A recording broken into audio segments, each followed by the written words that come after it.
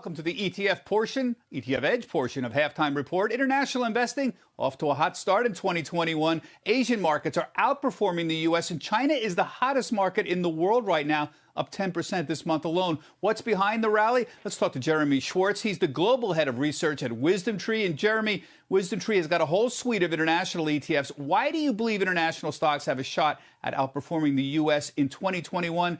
And what specific areas it's been underperforming the international market for a decade now? Yeah, Bob, it's they're starting to see signs of the market rotation, but there could be a long way to go. I mean, you look at that last decade, and the S&P 500 has had a 250% cumulative return for 10 years, and emerging markets only 50%. There's a lot of talk on valuations, the U.S. expensive, the U.S. dominating.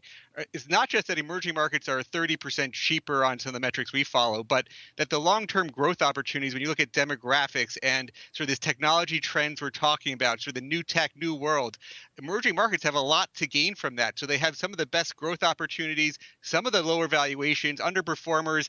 You've got a weak dollar, a new administration. You had a lot of trade anxiety with China under the Trump administration. We think it's going to get better, and that's going to give some relief to a lot of Asia and these emerging markets.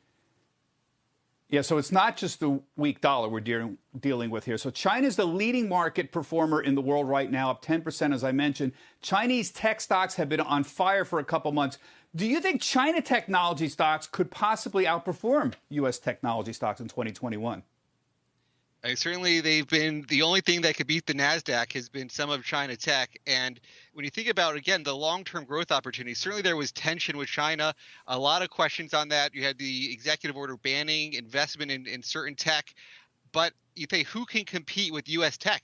These China tech stars really can give them a run for their money in terms of just the technology, the innovation, and being cheaper pricing because of the risks involved there. If they're delivering the faster growth rates, they're priced lower, they can outperform. I think there's certainly a higher level of risk, but they can give U.S. tech a run for their money.